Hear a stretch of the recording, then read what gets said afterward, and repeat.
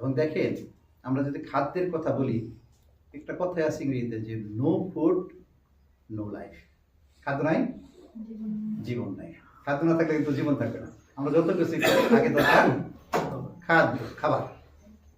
এই খাবারে কিন্তু 6টা উপাদান আছে, আমরা সবাই জানি।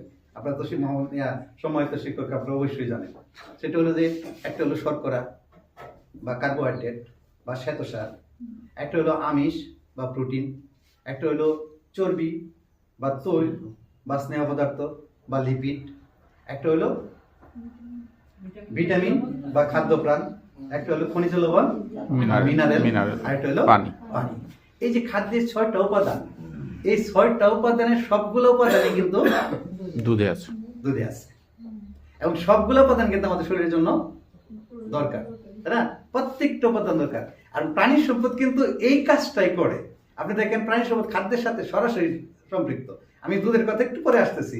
দেখেন আমরা যদি একটু চিন্তা করি, প্রত্যেক দিন আমাদের খাদ্য, আমাদের যে খাদ্যগুলো আছে, এই খাদ্যের সাথে কিন্তু প্রাণী সম্পদ ওতপ্রোতভাবে জড়িত। আপনি দেখেন একটু চিন্তা করেন, সকালবেলা যে আপনি নাস্তা করবেন একটা ডিম লাগে, যখন আপনি দুপুরে ভাত খাবেন তখন মাংস লাগে, দুধ লাগে, লাগে। আপনি যে পাউরুটি খেতেছেন এটার মধ্যে কিন্তু একটা ডিম আছে বা দুধ আছে, আছে না?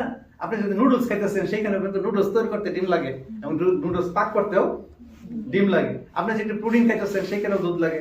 আপনি যে সেমাই খাইতেছেন এখানেও কিন্তু আপনার দুধ লাগে। আপনি যে মিষ্টি খাইতেছেন, দই খাইতেছেন, ঘি খাইতেছেন, মাখন খাইতেছেন, চানা খাইতেছেন, আপনি বার্গার খাইতেছেন, হ্যাঁ, আপনি যে কাটলেট খাইতেছেন, আপনি যে মোগলাই খাইতেছেন, এই সবগুলোর মধ্যে কিন্তু প্রাণী সম্পদের একটা অবদান আছে, আছে না?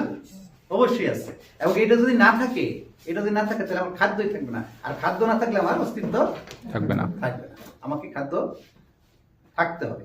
তাহলে এই যে দেখেন প্রত্যেকটা জিনিসের মধ্যে, আমি যদি আরেকটু ক্লিয়ার করি যে আমরা এখানে অনেক লোক আছে, যে আমরা সবসময় যে একটা কথা বলি, দেখেন আমাদের এখন লোক সংখ্যা কত? আচ্ছা, আপনার কি আমার কথা কি বলে লাগতেছে?